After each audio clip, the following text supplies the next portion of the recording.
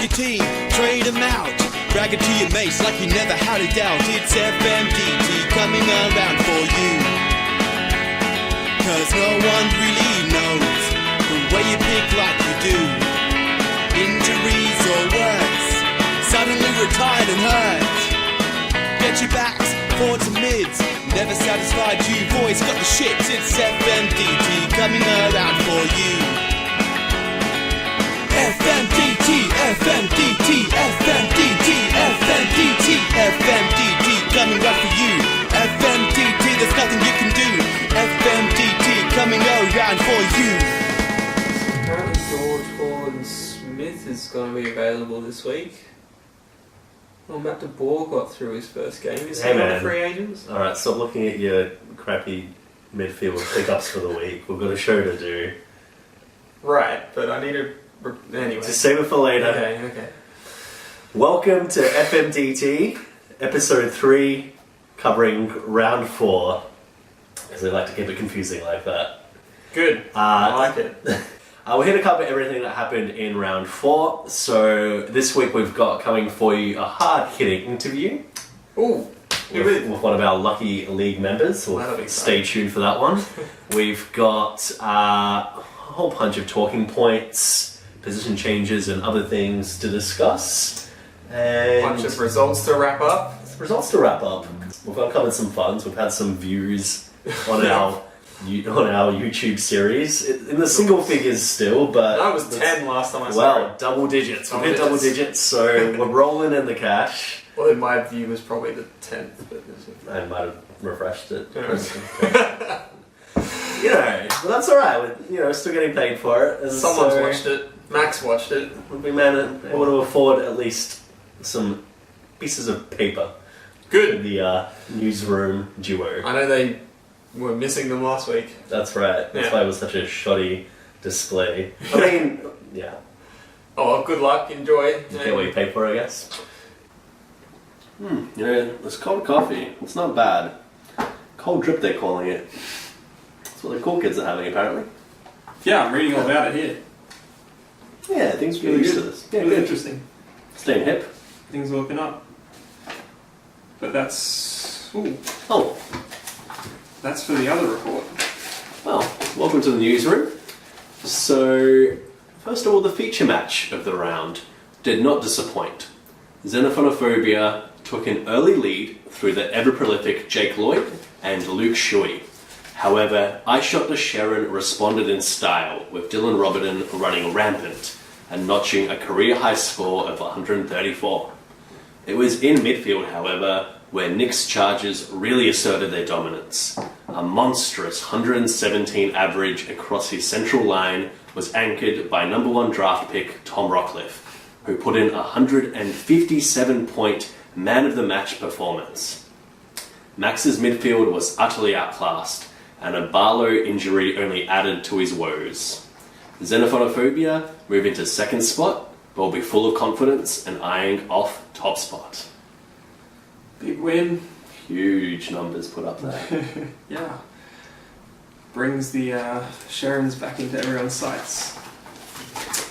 Well, the Danger Zone started off well against Murphy's Law with a loophole 98 from Cripps. However, they quickly fell away, ending on a poor score of 1498, the second lowest of the week.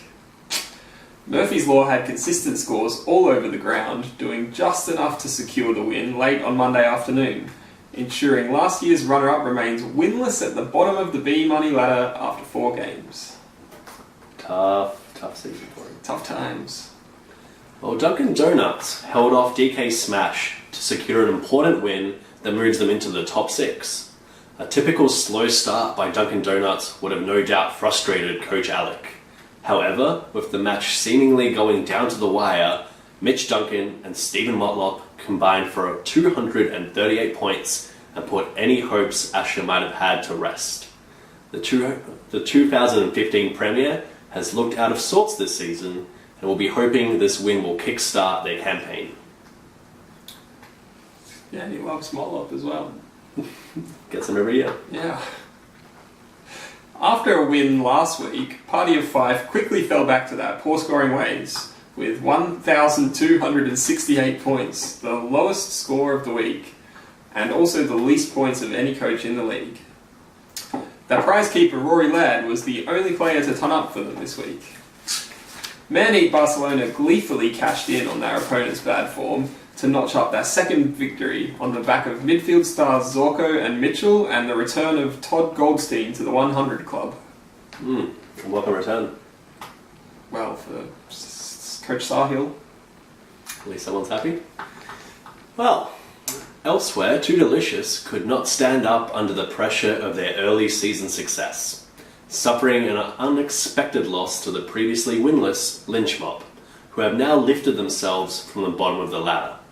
Despite leaving a potential loophole 95 from McGovern on the bench, the Mob scored the second highest score of the round with 1636 and would have celebrated their monumental victory into the early hours of Tuesday morning.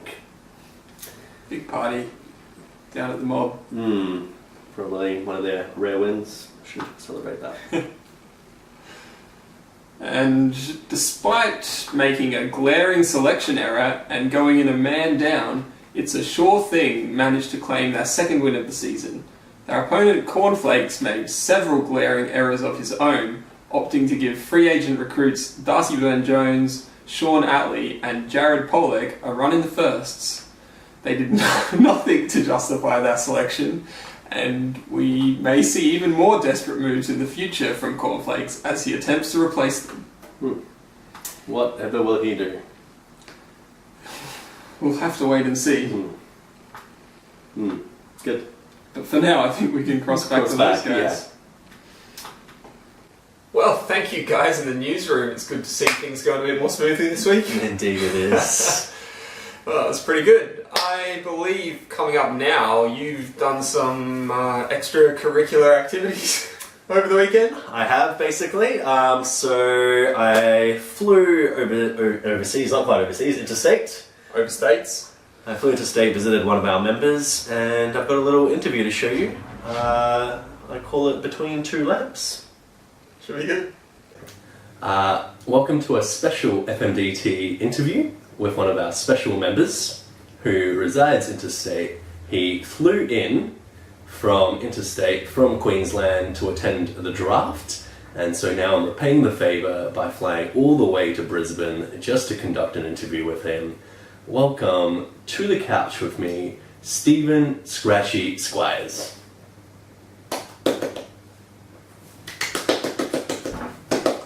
Hey Pat, how's it going? Welcome. Welcome to Brisbane. Thank you. Thanks for flying in for me. It's sunny. Yeah, it's sunny in Adelaide, isn't it? As expected. Yeah. Good. So, you are the coach of the Danger Zone? I am. Okay. Is there any reason why you have named your team after your penis? Aren't most teams too delicious? It's a sure thing. You know. Maybe that's what Shane is doing with his actions. With those cornflakes. Ah, yeah. It's quite possible. So, you started the season going through 0-3. Have I? You have. That doesn't sound right. That doesn't sound like my team. Doesn't sound like your team? That's unfortunate then. Yeah. Is it time to throw in the towel? I guess so. Yeah. It is. You've given up. Well, let's see what happens tomorrow. With my team. Do I go 0-4? That's when you give up. Just Sydney. Yeah. So we'll see what happens. If Paddy Dangerfield gets 187 tomorrow, then still in it. But otherwise, no. Otherwise you'll be tanking? Tanking, yeah. All my players up for auction, except my keepers. Oh, fantastic. Yeah. I would like first dibs. Well, I think that's only fair. You can have the first bid, but I gave you my players last year. yeah, fair enough. First bid, first option, but I'll take the highest bid in the end. Yeah. Right. Okay. So looking forward to seeing those bids. Okay.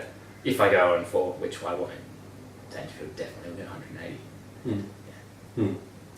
Cool. So the draft. Let's cast our mind back to draft day.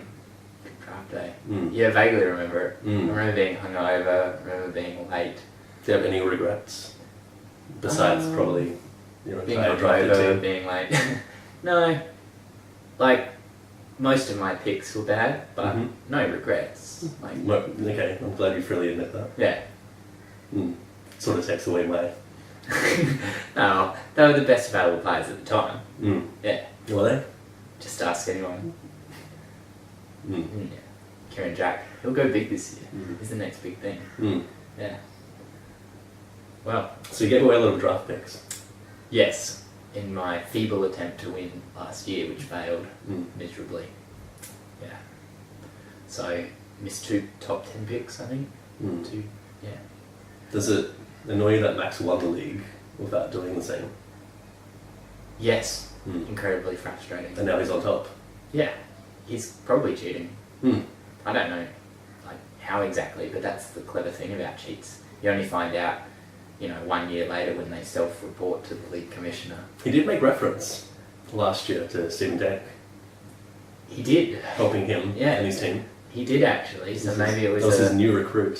a clever ploy Mm. to get us off his scent, was to tell us that he was cheating. Hiding in We'd plain seen it sight. back. Yeah, Mm. hiding in plain sight. Mm. Brilliant strategy. Mm. That could be it. Could need a Inquisition. You never expect the Spanish Inquisition. No. So Mm. good idea. Mm. As league commissioner, can you make that happen? Can you make that guarantee that Max's team will be investigated for all sorts of fraud? Yeah, we're coming for you, Max. Yeah, we're coming for you. We'll sit you down on the couch and we'll grill you. Yeah, Yeah. you got to talk about supplements, salary cap rorting. It's about the best I can do. Draft Is just tampering. sitting down on the couch and asking some hard-hitting questions. That's pretty powerful. Yeah. Just ask, It's pretty weak, Brett. Jonathan Brown on the couch. Just Mm. destroys Mm. players, destroys coaches. Mm. Yeah, he'll snap. Alright, well, enough about you. It's mainly about Max. No. But yeah, sure. Hmm. What next? Do I just leave now? Guess that's it. Oh. Okay. Hmm. Alright. Good interview. Yeah, good interview indeed. Possibly should have filmed it straight after the Crows Bombers game. Oh, yes. Might explain my lack of interviewing skill. Well, you left me to go to the Crows Bombers game alone. Yeah, that must have been fun. Sole Bombers fan. I had to sit with that guy and watch it, so I'm not sure what was worse. I had to sit in the Crows members area at Adelaide Oval. Well, I mean, you kind of dug your own hole there. Anyway. Well, interestingly, Steve Scratchy Squires, as he loves to be called, is now 0 for 4, as he dreaded. And so I'm thinking the sell-off must begin very soon, right?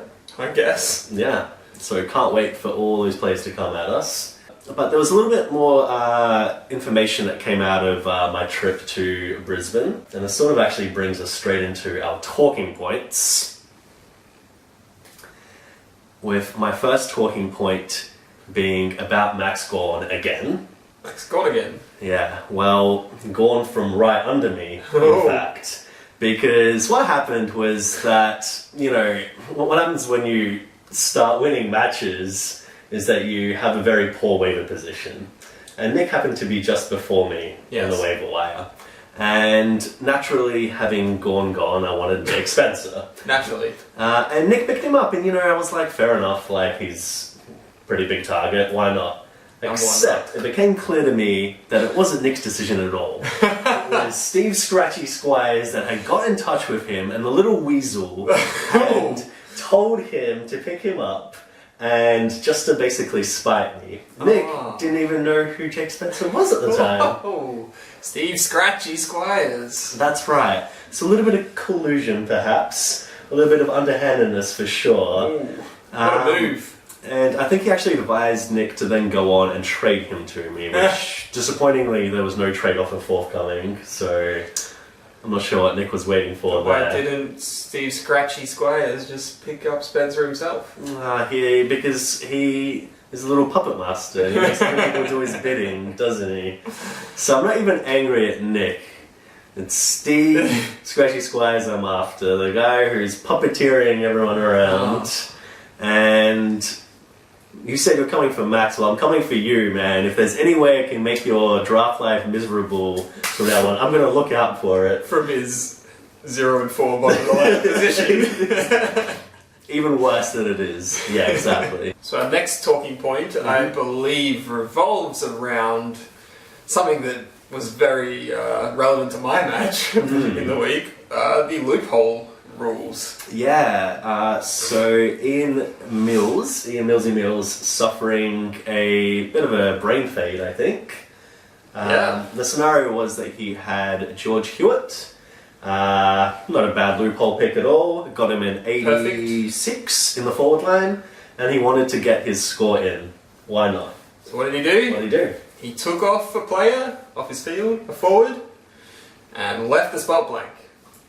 Not the right thing to do. Not at all how the rule works. You need a non-playing player in that position, and it just, to be honest, it just amazes me that this far in, people are still making this mistake. Well, it's only been 1 year.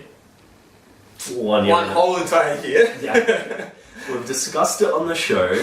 We've discussed it on Facebook. I'm pretty sure we even discussed it as the rule change was sort of taking place. We voted on it. We voted on it.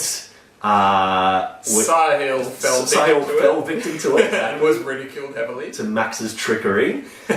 And yeah, it's still happening. And I mean, I think Millsy has nobody to blame by himself.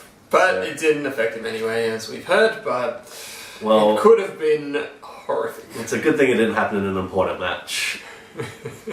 But yeah, looking at loopholes, I had a quick look at how we did this week. Yes. So there were actually 2 games that were loopholeable. Yes, there were. So there were a lot of options. There were 17 players that were used as loophole options this week. That's not people that were actually played. Yeah, that's people that were put as emergencies. And that could have been used. Out of those, how many do you reckon were actually then used as a loophole, Shane? Out of 17. 7. Less. There are in fact 4. Oh, and of those 4, 2 of them were Kieran and I just loopholing our ruckman, because he had Vardy and I had Jonathan Giles, and I'm pretty sure he thought the same way as I did. I'm like, if worst case scenario happens and he gets injured on like 5 points, maybe I'll bring in some other guy. Yeah. But so that really only leaves 2 people, and they were Alec with Reed's 79 and Steve with Cripps's 98. But effectively 17 guys, only 2 of them are really played. Yes. Kind of, I think, just shows you that it's a bit of a hit or miss, and more of a miss really with the loophole. But it's good that you have the chance to miss. Yeah, exactly. Yeah. I can put my terrible port players as loopholes this week. It's going to be great. When you've got a terrible team like that, then why not? And a few other notable things from loopholes this week were that Ian from the Lynch Mob had Jeremy McGovern with a 95 as a backman. Didn't loophole it. A 95 backman. I'd like a 95 backman anywhere, to be honest. So anyway, we'll keep an eye out for Loophole Watch and see what other terrible decisions are made by coaches this year, because it seems to be more bad than good so far. Loop Watch. So the next talking point, we have had a couple of little position changes come in round 3. Yeah, did we have. And so... Quite a few, actually. Yeah, we can bring them up on screen here. Obviously, there was Robbie Gray, which has been made a big note of. We all know that Ian traded Ratkins away for Robbie Gray. And Robbie Gray... already that was a terrible trade, and now Robbie Gray's become a forward. And it's probably become one of the worst trades in league history as a result. We also got McGovern, who didn't loophole. Didn't even loophole. So he's just wasting his players away.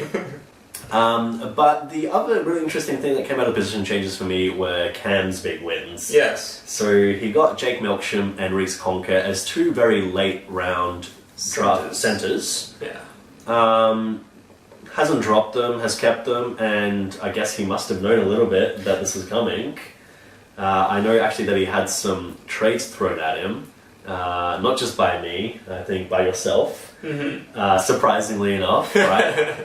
And by a few others in the league, and yet he rejected them all, and he knew it's because Jake Melksham and Maurice Contra were about to become backmen, and it's a pretty big, So they did. pretty big win. Yeah. In round 3. Yeah. So now he's increased his defensive stock to 9 backmen. But what I found most interesting was that he actually played them as centres. Well, he has to at the moment. Well, he has to, but he can also trade them.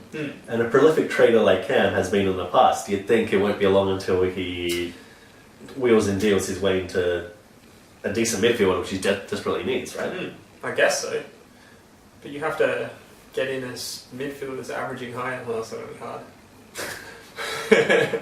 Well, sort of the irony of it is that Melksham and Conker now have both had really bad Terrible games. games this week. Yeah, so their value might have been really high before this week, and now it's sort of plummeted. Yeah. And he might even struggle to get anything good for them, so hope he didn't miss his chance to sell high. I think he did. Yeah. Did you get anything out of the position changes, Shane? No. Well, I got the wonderful addition of Curtly Hampton and Zach Jones as centres. Wait, I did. I got a better one than that. How could it be better than that? McDonald, Tip and Goody is now a forward defender, which is actually okay. Yeah, It's okay, like- some versatility. That's good versatility there. I Yeah. forgot about that.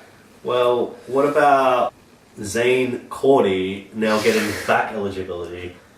That's a good addition. Said Well- no one ever. I just got to put in my free agents. Sorry. Back in a sec. The other thing I wanted to touch on regarding the position changes was, so we got the Robbie Gray one, and it's actually a bit of a controversial one, I think, because if you look at Robbie Gray's stats, so first of all, Ultimate Footy's previously said it will only be changing people to a forward or a back if they spent a 70-30 split. Yeah, 70%. Robbie Gray spent 67% time in the forward line, according to his heat maps. So they're being a bit loosey-goosey. I think they are. And he's in fact the Port player, the third most centre bounces Is that a fact? attended. It is a fact. It opens up a whole realm of possibilities because Ultimate Footy's basically said we're going to be much more lax about it this year. We're going to relax the rules a bit, and they might be following the trend of AFL fantasy a bit, which scares me. Because I don't particularly like the fact that you have, especially players that are likely to average 100, going to get some extra positions because it kind of just throws everything out of whack. Yeah, it changes it up a little bit. I mean, Robbie Gray's not the biggest. You don't think so? Well, he's never averaged over 100. Sure. I reckon he's an almost guaranteed top 10 forward though. Well, yeah. Yeah. So that changes him from like a top 40 midfielder. Yeah. But, you know, it's not the biggest fish in the sea. Not a bad pick at all. You got Toby Green last year, that was pretty good. The year before, I did. Was it the year before already? Yeah, it was the year Jesus. before. How time goes. Yeah, you're talking about All-Australian forward Toby Green. Don't say anything Well, that about was that. last year. Yeah, Yeah. fair enough. I don't know. It It'd be good if Zach Don't know what you're Merritt, talking Zach Merritt got it back. would be. Well, yeah, I'm looking forward to someone like Dane Beans getting forward eligibility. He Oh. kicked 2 goals on the weekend, so Gary why not? Ablett Get him in there. was in the forward line. I'm Yeah. surprised he didn't get forward If eligibility. he rests Maybe forward go enough, then he'll probably get it, right? Dustin Martin's been kicking a bunch of goals. Yeah, exactly, he could. And that's the kind of thing that scares me. Yeah. We'll see what Ultimate Footy throws at us, though. Or feel free to make David Mundy a defender like AFL Fantasy did last year. Get ready for your whole team to be dual position, guys, by the end of the season. It's going to be fun. Who do you have in the spotlight? Who are we featuring? Well, look, I hate to put the same person in twice, but it's kind of hard to go past a classic Sharon's versus Barcelona matchup. So we're featuring Max again, and it is a classic. And funnily enough, El Clasico is happening in Spain. Real Madrid versus Barcelona. Oh, there you One go. of the biggest clashes on the soccer calendar. And we've got our own El Clasico right here. I'm picturing that the stadiums will be filling out for this classic clash. We've got the Manic Barcelona fans, all senile fans, coming out and craning their necks and trying to turn up their hearing aids just so they could hear the fans of the Sherenses. Oh. Their imported, cheap South American cheer squads coming at full force. All the way from Brazil. Yeah, let's just get a little reminder of what that sounds like. Oh, wonder how many pesos he gave them. Oh, must have been not much.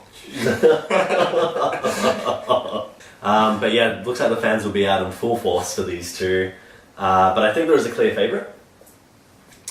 Well, funnily enough, as last week, it was Max versus, like, the two of them were the two projected highest scores. Again, the two projected highest scores of the week. But Max is projected to win, so I have to back him. I think it's a pretty clear option. I think Max is obviously the better team this year. Saho has seemingly lost his Midas touch a little bit. In fact, it seems like Max is the one that's taken it over. See, I thought the same thing, but all three of his games have been higher than 1550, except for the game against me where he somehow got 1200. I don't know what happened there, but because I was like, oh, he's been terrible, but all his games have actually not been that bad. He got a 1598 a couple weeks ago. Which is not bad. Yeah. But the Sherenses have been better. Yes, that's true. So it might not even be a question of who wins, it might be a question of the margin. So if we're both picking the Sherenses, I think we should also pick the margin. Ooh. Yeah. Ooh. I think I'm going to go with Max by 100 points. Well, I'm going to go with 63. Is that what the projected scores tell you? Exactly. Well, they've always been wrong, so I've got that in my favour. They've always had my back. If we learned anything from the footy tipping last year. Well, it sounds like we are very close to agreement there, which is surprising. So on that bombshell. Yeah. We can't be too agreeable. Yeah. So we're going to finish the show now. Yeah, pretty much. Alright. I agree. Thanks for watching, everyone. Do you agree that I should also send in some videos? Probably. Yeah. Send in your suggestions, send in your videos, send in your love. But not on a video. Not too much love. Might be interesting. Not... Yeah, okay. Some things we don't need to see. Well, that's a good way to finish the show. Adios. See you later. Don't want anyone's love.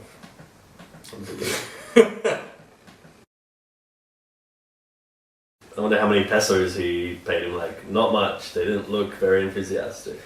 I can't even remember what they looked like. I think they look pretty enthusiastic. If not, we can just redo it. When you're done messaging your sweetheart. Alec? Yeah. No one's messaging Hannah. Oh, damn. Alec will be disappointed. So, we're here to cover everything that happened in round 3. Round 4. I'm glad someone knows what's going on. I was just trying to catch you out, man. Good work. How are you? Not too bad, yeah. Welcome to Brisbane. Is it okay if I call you Scratchy? No. Oh.